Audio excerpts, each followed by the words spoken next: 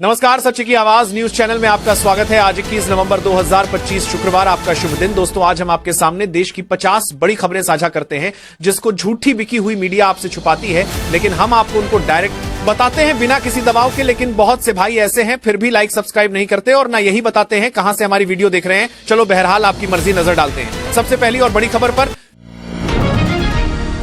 दोस्तों, राहुल गांधी का बड़ा बयान सामने आया है। राहुल गांधी ने मोदी और अमित शाह की वोट चोरी की पुख्ता सबूत को दिखाना चाहते हैं। राहुल गांधी का कहना है कि उन्होंने 100% मोदी और अमित शाह की वोट चोरी का सबूत रखे हुए हैं जो जनता को दिखाना चाहते हैं। क्या इस बात में सच्चाई है या नहीं, आप लोग पहले सुन लीजिए, उसके बाद विस्तार से हम लोग बात करेंगे। नरेंद्र मोदी जी और अमित शाह चुनाव चोरी कर रहे हैं। पहले हमें सबूत नहीं था तो हम बोलते नहीं थे। अब हमारे पास ब्लैक एंड व्हाइट में आंकड़ों के साथ हाथ में सबूत है, इसलिए हमने प्रेजेंटेशन किया और इसलिए मैं आज स्टेज से कह रहा हूं, 100% गारंटी देके कह रहा हूं। राहुल गांधी जिस तरह से अमित शाह और मोदी पर वोट चोरी का आरोप लगा रहे हैं, कहीं ना कहीं उनके अनुभवों से सच्चाई झलकता हुआ नजर आ रहा है। देश की जनता की मोदी से अब भरोसा उठने लगी है। मोदी और शाह चुनाव आयोग के साथ मिलकर वोट चोरी जैसे कार्यों का अंजाम दे रहे हैं, लेकिन जल्द ही देश की जनता की आंख खुलने वाली है और मोदी अमित शाह की सच्चाई सबके सामने आने वाली है। क्या है सच्चाई, क्या है झूठ, ये जनता ही तय करेगी। चलिए बढ़ते हैं अगली खबर में।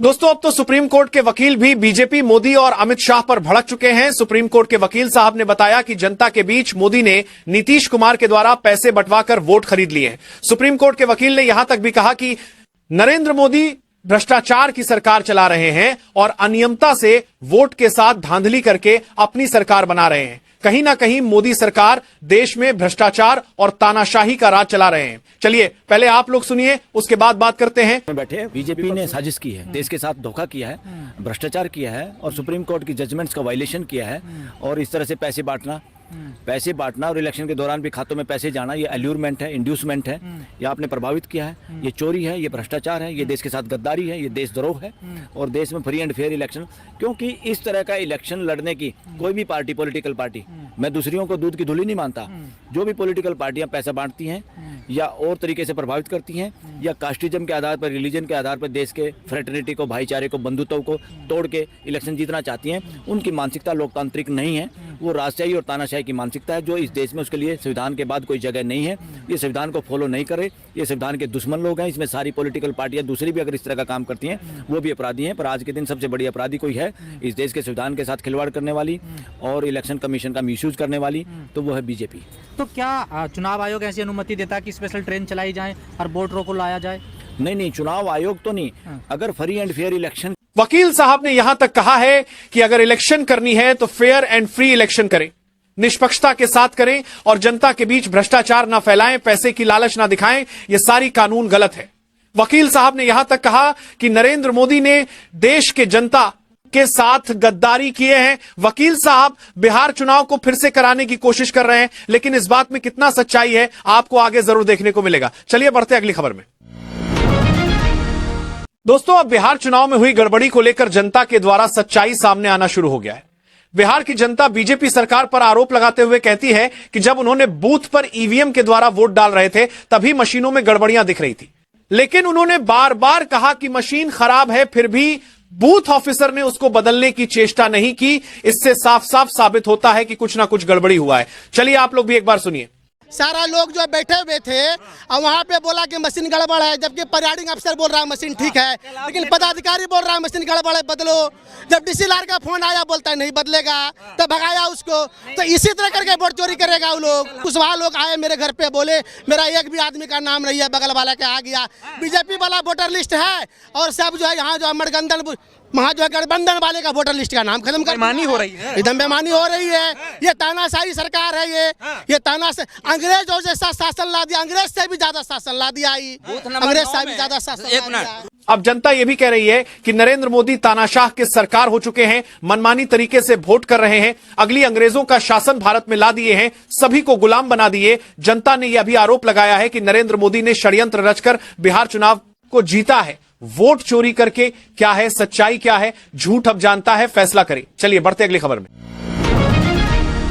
बिहार चुनाव अगर हार जाते हैं, प्रशांत किशोर ने वादा किए थे कि राजनीति को छोड़ देंगे, परंतु अब मीडिया और जनता सवाल कर रही है क्या प्रशांत किशोर हार चुके हैं तो बिहार क्यों नहीं छोड़ रहे हैं। देखिए, प्रशांत किशोर ने जवाब देते हुए कहा कि भाजपा सरकार जिस तरह 10,000 देकर लोगों को बेवकूफ बनाया है, उस पेंशन को हमेशा दिया जाए तो वह हमेशा के लिए बिहार छोड़ देंगे। चलिए आप लोग भी सुनिए, उसके बाद विस्तार से बात करेंगे। बिहार ही छोड़ देंगे, राजनीति की क्या बात कर रहे हैं। हम लोग को बिहार में रहने की भी जरूरत नहीं है।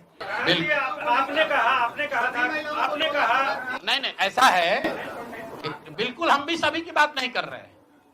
सरकार ने 1.5 करोड़ लोगों को 10-10 हजार रुपया दिया है और पूरे देश में इस बात पर बहस छिड़ी हुई है कि क्या ये 10,000 रुपया वन टाइम देकर वोट खरीदा गया है कि किसी सरकारी योजना के तहत इस पैसा को दिया गया है। मैं ये कह रहा हूं कि मैं बिल्कुल ये मानने को तैयार हूं कि सरकार का ये एक अधिकार है, वो चाहे योजना शुरू कर सकती है। अंतिम महीने में किया, उसमें कोई दिक्कत नहीं है, हम उस बात में नहीं पड़ रहे हैं। इलेक्शन कमीशन ने चुनाव के दौरान ये पैसा बांटने दिया, ये उनकी गलती है, उस पर भी हम टीका टिप्पणी नहीं कर रहे हैं। हम तो ये कह रहे हैं कि जिस योजना के तहत आप जीत कर आए हैं उस योजना को लागू कर दीजिए। हम लोग को बिहार में रहने की भी जरूरत नहीं है, बिहार ही छोड़ देंगे, राजनीति की क्या बात कर रहे हैं।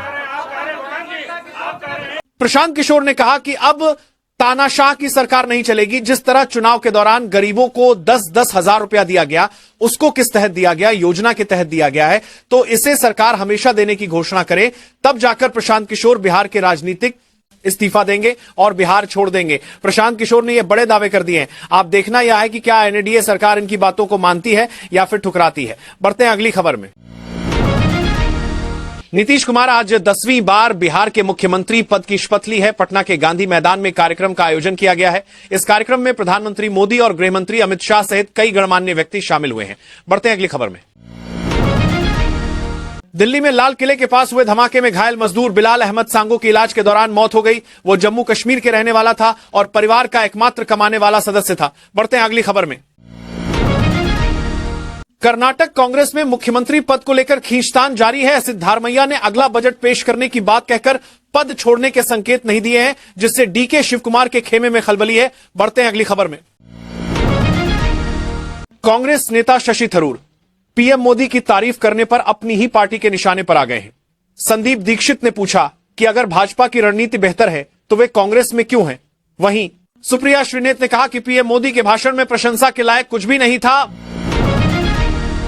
असम कांग्रेस अध्यक्ष गौरव गोगोई ने मुख्यमंत्री हेमंत बिस्वा शर्मा पर वोटर लिस्ट में हेरफेर करने का आरोप लगाया है। गोगोई ने कहा कि मुख्यमंत्री अगले साल होने वाले विधानसभा चुनाव से पहले बाहरी लोगों के नाम वोटर लिस्ट में जोड़ रहे हैं। उन्होंने यह भी कहा कि किसी भी बाहरी व्यक्ति को असम के चुनावी जनादेश को बिगाड़ने की इजाजत नहीं दी जानी चाहिए।